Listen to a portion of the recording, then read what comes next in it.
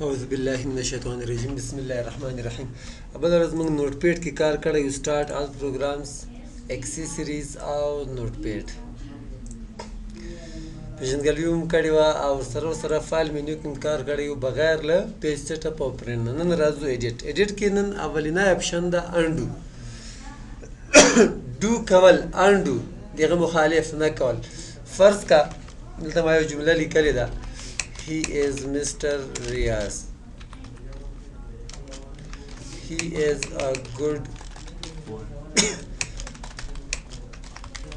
person. دا لیکل ما کړی دي ټول مې انتخاب کړی دي. یو ملګری څوک راغی یو ناڅاپه یې ډیلیټ بټن ووایي. دا لیکل خو لږ یو جمله لیکلو که چېرته لیکل زیات یو صفحه دوه صفحې 50 صفحې 100 صفحې لیکل یا هم دغه رقم ډیلیټ کېږي. نو کولی شي چې د دې نه مخکې چې نور لیکل وکئ دا لیکل واپس راوړئ بیرته. څنګه راوړل کېږي؟ را به ځئ ایډیټ ته او انډو باندې به کلیک کوئ یا به کیبورډ نه کنټرول پلس زیډ شارټ کټ به ووایئ. صحیح شو. بل اپشن د دې نه لاندې ده کټ. کټ څه کار ده؟ زه غواړم چې دغه ټوله جمله له دغه ځای لرې کړم کوزه یې دغه ځای ته راوړم. نو انتخاب به یې کې انتخاب څه رقم کېږي؟ د جملې د اخر کې به ودرېږي کلیک به ونیسي او ماوس به داسې ویسي. انتخاب دې وکړه را به شي کټ اوس فعال ده دې باندې به کلیک کړي ورک شي که نه انټر بټن سره به ښکته لاړ شي. غواړم چې په دې ځای کې هغه لیکل وشي نو را به شي بیا ایډیټ ته او پیسټ به یې کړي. بیا تاسې بیا ورته ګورئ زه یې کوم انتخاب کټ او دلته ورته کلیک کوم او پیسټ کوم. اوس غواړم چې دا لیکل دي په دغه ځای کې وي کوز یې راوړم کاپي نقل ته راخلم نو دا به انتخاب کې بیا هم هغه رقم اوس به کاپي آپشن باندې کلیک کړي یا کنټرول پلس سی دی شارټ کټ ده کوم ځای دی چې ویډیو هلته به کلیک کړي یا به انټر سره ښکته لاړ شي او هلته به پیسټ کړي. د پیسټ شارټ کټ چې ده کنټرول پلس وي. که ډېر وارې پیسټ کوئ نو کنټرول به ونیسئ او وي دغه لیکل بیا پیسټ شول. د دې نه پس بل آپشن دا ډیلیټ. دغه لیکل مې انتخاب کړ څومره چې ته انتخاب کې هغومره به ډیلیټ کېږي څومره چې ډیلیټ کول غواړې هغومره به انتخاب کې او را به سل دې ځای ډیلیټ بټن باندې به کلیک کړي یا به کیبورډ نه ډیلیټ بټن ووایي هغه لیکل ډیلیټ شول. پس له دې په دې کې بل آپشن ده فایند. دا خو اسانه و که نه؟ فایند څه معنا؟ موندل پیدا کول.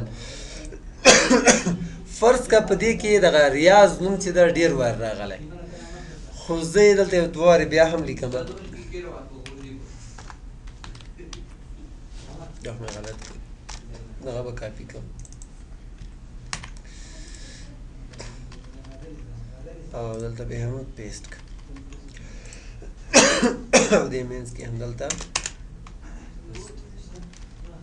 پیسټ کوم. اوس ورته وایم فرض که درنه کې ورېږدي یو موضوع کې پیدا کړئ نوټ ده درسره چپټر ده درسره یوه خاص موضوع دې په کار ده پکې هغه پکې پیدا کړئ نو فایند ته به راسي ایډیټ ته به راسي او فایند ورته کومه موضوع پیدا کړئ څه شي پیدا کړئ که حرف ورکړي حرف درته پیدا کړي که لغت ورکړي لغت که جمله ورکړي جمله. زه ورته وایم چې ما ته پیدا کړه ریاض. ښه ډایرکشن طرف کوم طرف ته یې پیدا کړم؟ فرض که ما په دې ځای کې کلیک کړی د دې ځای نه خو پورته لیکل نشته که نه نو زه به څه ورته وایم چې ډاون ښکته طرف ته یې پیدا کړه.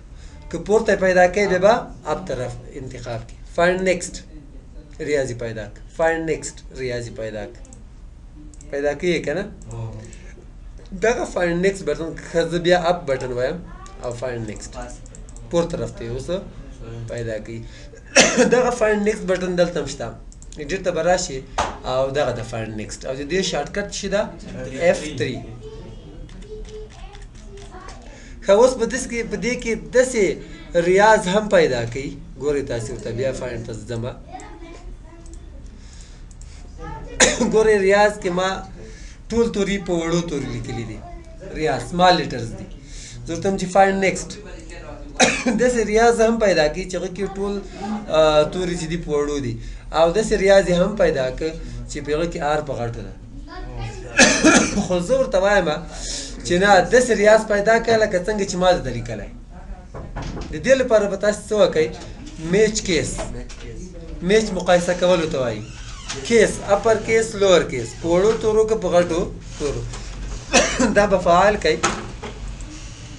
او اوس فایند نیکسټ کا اوس به داسې ریاض نه پیدا کړي چې په هغه کې آر په غټو وي، مطلب اوس به دغه رقم ریاض پیدا کړي څه رقم چې تا ورته لیکلی ده. ګوره دغه نور ټول نه تېر شه او سر ته یې ورسېد نور نسته. بل اپشن چې ده په دې کې دې نه وروسته هغه د ریپلیس. داسې فرض کړئ چې دا یو خط ده او تاسې خپلو ډېرو ملګرو ته لیږئ او د ملګري نوم فرض کړه دومره وارې پکې تکرارېږي لکه څومره وارې چې موږ ریاض کې لیکلی ده. نو که هر یو ته یې بیل بیل لیکي هغه هم ډېر غټ مشکل کار ده. او که چېرته داسې کوي چې صرف یو وارې چاپ کوئ بیا راځي نوم کې بدلوئ، دا په اول ریاض پیدا کوئ بیا هغه ډیلیټ کوئ، بیا مثال احمد نوم لیکي یا محمود نوم لیکي بیا بل ریاض پیدا کوئ، دا هم ډېر وخت نیسي. که غواړئ چې کمپیوټر اتوماټیک دا کار ته وکړي نو دې لپاره به لاړ شئ ایډیټ ته او ریپلیس بټن باندې به کلیک کړي. متوجه سئ. اول درته یې فایند ورډ یا زه څه شي پیدا کړم، متوجه فایند ورډ څه شي پیدا کړم. فرض کړه ریاض په نوم چې کوم د تا ملګری ده دې لپاره تا دغه خط چاپ کړه. اوس ته څه نومېږي؟ شهزاد ته یې اوس چاپ کوو. نو شهزاد که زه دومره وارې په خپله پکې لیکمه ډېر وخت به لګېږي. نو زه غواړم چې اتومات کمپیوټر دا کار وکړي. نو ریاض به پاس ولیکي، شهزاد به کوزو ته ولیکي چې ریاض پیدا که او د ریاض په ځای څه شي ولیکه؟ شهزاد ولیکه.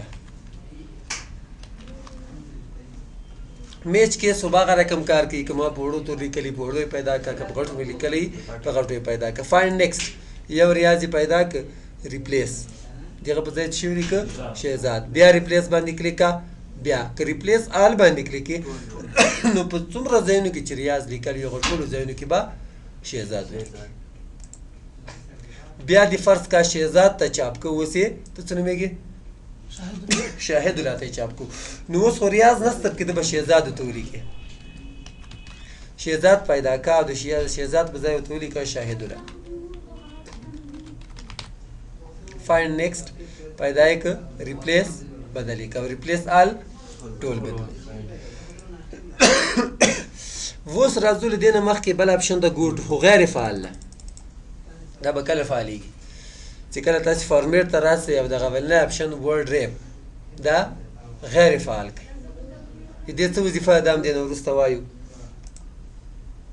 اوس راسئ وګورئ ګوټو فعال ده. د ګوټو وظیفه چې ده ګوټو لاین دویم نمبر لاین ته ځي، لاین نمبر صرف ورکړه. اوس یې ته اول لاین کې ولاړې، کرسر په اول لاین کې ده، زه ورته وایم چې پنځم ته یې بوځه، ګوټ پنځم ته لاړ. خالي لاینونه مو سره شماري، اول دویم دریم څلورم پنځم. که بل لاین ته ځې ګوټو شارټکټ ده کنټرول پلس جي، بېرته ورته وایم چې دویم ته لاړ شه، دویم ته لاړ. بل اخره کې اپشن ده سلیکټ آل، سلیکټ انتخاب ته یې آل ټول. دا خو لږ لیکل دي چې موږ کلیک کړو داسې انتخاب کړو، خو که چېرته سل صفحې لیکل وي نوټ وي او ټول ته انتخابی نو بیا به دې دا ماوس داسې نیولی ګوتې به دې شلې ځي، دا به ښکته رواني. په یو وار که غواړې چې کمپیوټر دا کار ته وکړي نو را به شي کنټرول پلس ای د دې شارټکټ ده، یا به سلیکټ آل باندې کلیک یا کنټرول ونیسه او ای ووایه. او د دې نه لاندې چې کوم اپشن ده دا په ټایم او ډیټ ده، په نوټ پیډ کې ستا نور پروګرامونو کې بیا دغه رقم کار نه کوي. دغه ځای کې مې کلیک کړه په دې اخر کې غواړم چې اوس په کمپیوټر کې څه وخت ده او کوم وخت ده او څه تاریخ ده هغه راته ولیکي، نو را به شئ ټایم ډیټ باندې به کلیک. مشکل خو نه و؟ چاته چې مشکل وي هغه لاس جګ کوي. نه ده مشکل که نه، لږ مخته ځو. ورډ ریپ موږ او تاسې لږ مخکې ویلې، خو فارمیټ څه معنا، ایډیټ څه معنا، ایډیټ تبدیلي کول. صحیح ده؟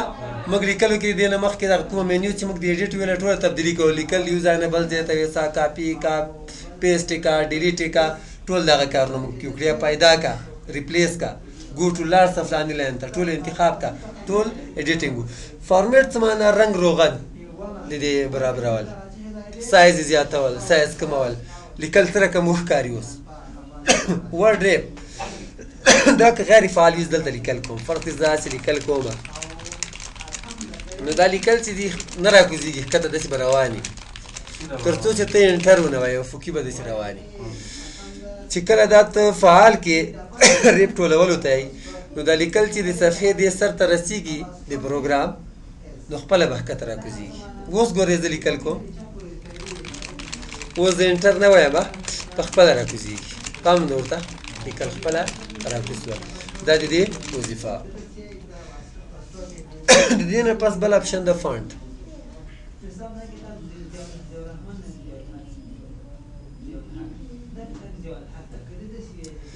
ما فونټونه ډېر استعمال دي ځکه دومره وخت نیسي که دغه نور کمپیوټر کې دومره وخت نه نیسي فونټ دغه ده د لیکل سره کوم ښکاري دغه ځای کې سټایل درته ښیي په دې سټایل په دې لاندې ګور نور فونټونه به مې پکې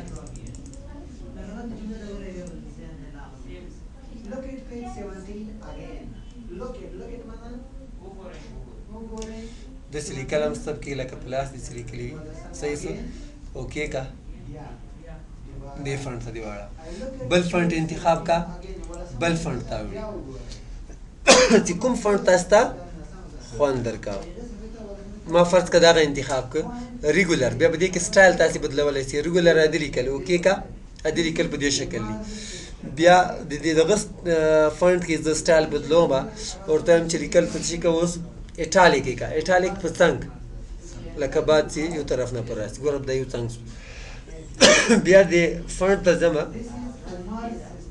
دا به داسې کمپیوټر کې نه وي بیک سلنټډ دا به دې بل طرف ته کاږي صحیح ده بولډ ډبل به دغه ځای کې ښکاري صحیح ده ډبل شو او بولډ ایټالیک که غواړئ چې ډبل دې وي په څنګ دې وي کاږه دې وي نو دا به انتخاب کړي او سایز یې څومره زیات یې ورته چې 2 اویا سایز ورکړه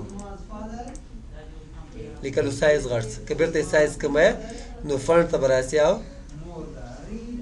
سایز به یې کم کړي اوکې به یې کړي